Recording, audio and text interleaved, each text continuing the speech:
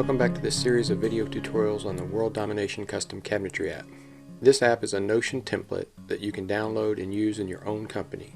There's not much you need to know about rooms other than using rooms is the best strategy for small batches and transfer batches, providing you with the opportunity to schedule projects over a period of weeks when needed.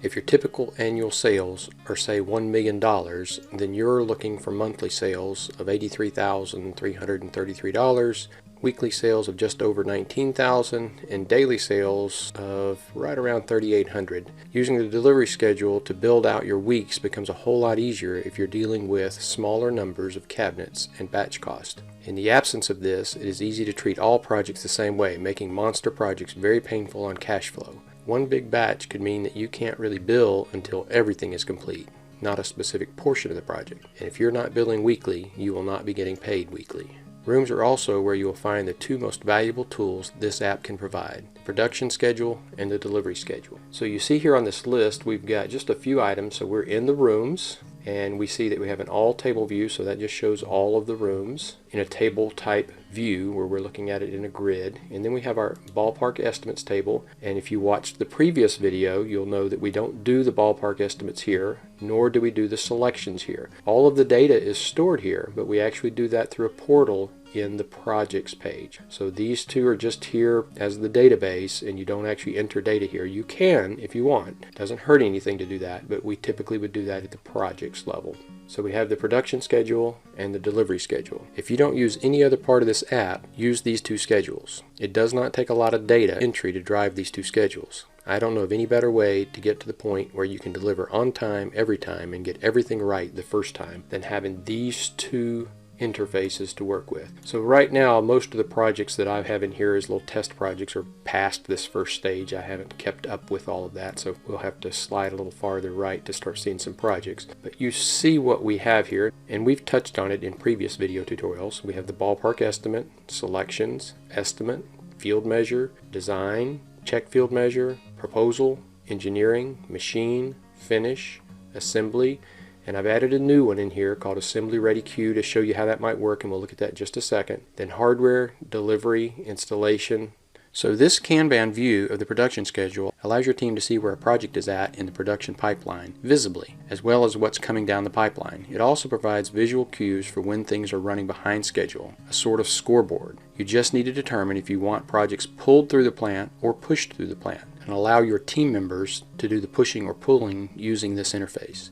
You might find it beneficial to add a secondary room status with something like to do, doing, or done, or maybe create an additional ready queue status between processes where a team member that finishes working on this portion of the project can push the batch and the next in line can pull it into his or her column when he or she is ready for it. So as I said, I added this one as an example of how we would do that. So if someone was assembling these cabinets and they completed this room of cabinetry for the Miles Wagner kitchen, then when they were done assembling the cabinets, they could push them to here, basically telling the guy in the hardware room that they're ready to take. Now if your plant doesn't require that, and mine did not, I didn't need this signal saying they're ready. In this particular situation we had conveyors. Every time a cabinet was finished in the assembly area, it was placed on the conveyor and pushed toward the hardware room, and that was your signal that the cabinet was ready. You didn't need this signal. But if you need this type of signal, you can add these type cues in between each process or just where they're needed, or you could also add an additional status. Here we have this room status, but we could have a ready status here, and in that ready status, as I said, we could have this to do, doing, done, and so the person that gets it starts with saying, hey, I need to do this, but I'm not working on it yet, and then when they get started working on it, they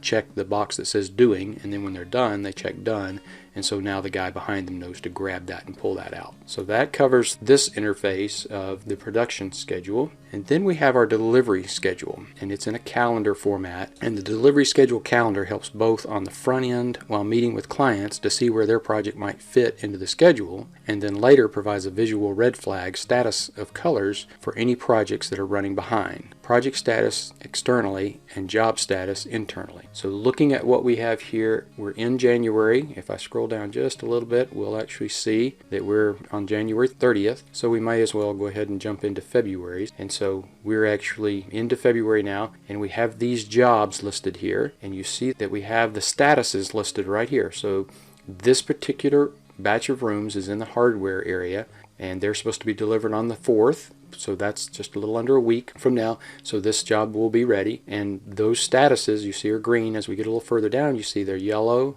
And then if we get far enough down, they'll probably be red, although we may not have any that far out. But the red is saying that they're not ready for cabinets. Again, we have two statuses here. We have this status for internally, for the room status, and then we have the job status, the house or building status. This particular building being sheetrocked currently, same building, same project. This one is in the framing stage.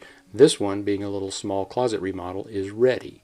But this project is in engineering, which should be fine since, again, it's on the 23rd and we're on January 30th. But these colors, as you scroll down, it's fine if they're further out, but if they get close, if you start seeing that you're on the 30th and this next job that's coming up, if it were a red or yellow, that would be a cue to you that you're really in trouble and you need to really get hustling, or maybe you need to start moving jobs around, and that's an option too. All right, so that covers everything I want to cover about these two reports. Again, they're critical reports, probably the most important part of this entire app, but that'll do it for this video tutorial. Up next, we'll look at the financials page, and thanks for watching.